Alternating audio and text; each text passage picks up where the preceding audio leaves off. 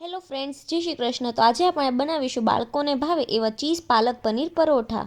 તો સુરતમાં જે રીતે સ્ટ્રીટ સ્ટાઇલ પરોઠા બને ને એ રીતે જ ઘરે બનાવીશું. તો અહીંયા આપણે એક કાથરોટ લેવાની છે. તેમાં આપણે એક બાઉલ મેંદો અને એક બાઉલ ઘઉંનો રોટલીનો લોટ લેવાનો છે અને 4 મોટી ચમચી જેટલું તેલનું મોણ આપવાનું છે અને 1 ચમચી જેટલું મીઠું ઉમેરવાનું છે. તો આ બધું જ આપણે સારી રીતે મિક્સ કરી લેવાનું અને આ રીતનું આપણે મોણ દેવાનું છે. તો મુઠ્ઠી વાળીએ અને અડતા જ ભાંગી જાય એવું મોણ આપવાનું. તો હવે તેમાં થોડું પાણી નાખતા જઈ તેનો રોટલીના લોટ કરતાં થોડો એવો કડક લોટ બાંધી લેવાનો છે. તો લોટ આપણો બંધાઈ ગયો છે અને લોટ ઉપર આપણે પાણી લગાડી દઈશું, જેથી લોટ આપણો સુકાય નહીં અને સરસ કૂણ આવી જાય. અને તેને 15 મિનિટ જેવું ઢાંકીને રહેવા દઈશું. તો 15 મિનિટ જેવું થઈ ગયું છે. તો લોટને આપણે સારી રીતે મસળી લઈએ અને થોડું એવું તેલ નાખીને લોટને મસળી લેવાનો. તો લોટ સરસ મસળાઈને તૈયાર થઈ ગયો છે. તો તેમાંથી એક મોટો લુઓ બનાવી લેવાનો છે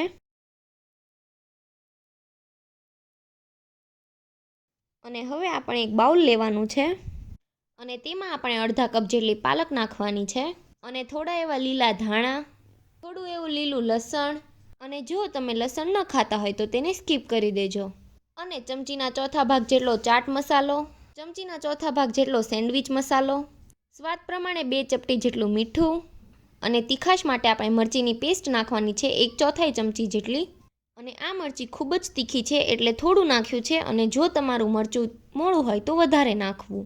અને હવે તેમાં આપણે થોડું પનીર ખમણી લેવાનું છે અને થોડું એવું ચીઝ ખમણી લેવાનું છે અને પછી બધા જ મસાલા આપણે સારી રીતે હાથથી મિક્સ કરી લેવાના છે.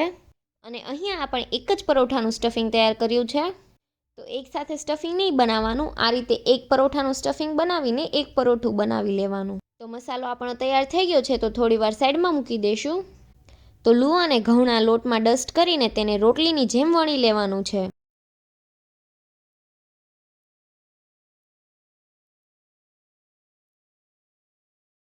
રોટલી જેવું વણાઈ જાય ને એટલે પછી જે આપણે સ્ટફિંગ તૈયાર કર્યું છે ને તેને વચ્ચે મૂકી દેવાનું અને બધી બાજુથી આપણે આ રીતના બંધ કરી દેવાનું છે.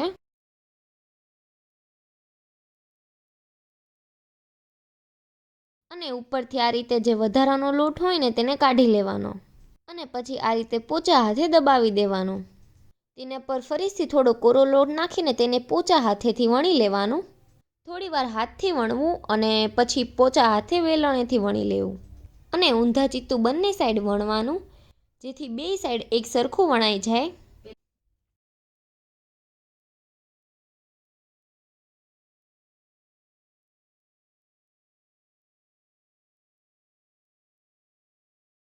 તો પરોઠું આપણું વણાઈને તૈયાર થઈ ગયું છે. તો હવે તેને આપણે શેકી લઈએ. તો અહીં આપણે ઢોસા બનાવવાની લોઢી આવે ને તે લીધી છે, કેમ કે આપણે બહાર જઈએ ને તો તે લોકો જાડી લોઢીમાં જ પરોઠા બનાવતા હોય છે. તો લોઢી ઉપર તેલ લગાવીને મીડિયમ ગેસ પર આપણે પરોઠાને શેકાવા દેવાનું છે અને એક સાઈડ પ્રોપર શેકાઈ જાય ને પછી જ તેને ફેરવવાનું. નીચે એકદમ સરસ શેકાઈ જાય ને પછી ઉપર તેલ લગાવી લેવાનું અને પછી તેને પલટાવી નાખવાનું અને ફરીથી ઉપરથી તેલ લગાવી દેવાનું અને હવે બંને સાઈડ એકદમ સરસ શેકાઈ જાય ને ત્યાં સુધી થવા દેવાનું.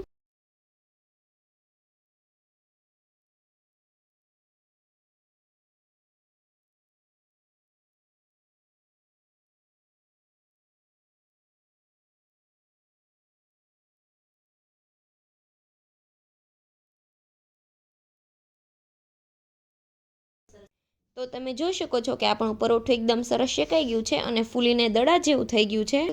બંને સાઈડ સરસ રીતે શેકાઈ જાય ને પછી તેને સર્વ પ્લેટમાં લઈ લેવાનું. તો હવે પરોઠાને આપણે પિઝાની જેમ કટ કરી લેવાનું.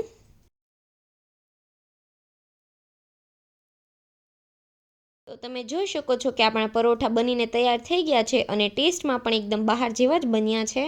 તો બીજા બધા પરોઠા તમારે આ રીતે જ બનાવી લેવાના અને હવે આપણે પરોઠા ઉપર થોડું ચીઝ ખમણી લેવાનું. તો આ પરોઠાને આપણે ગ્રીન ચટણી, ટમેટો કેચઅપ અને દહીં સાથે સર્વ કરી શકાય છે. અને તમારે ગ્રીન ચટણી બનાવવી હોય તો તેનો વિડીયો ઓલરેડી ચેનલ પર છે જ તે. અને જો તમને આ વિડીયો ગમ્યો હોય તો વિડીયોને લાઇક કરજો, શેર કરજો અને અમારી ચેનલને સબસ્ક્રાઈબ કરી દેજો. Thanks for watching.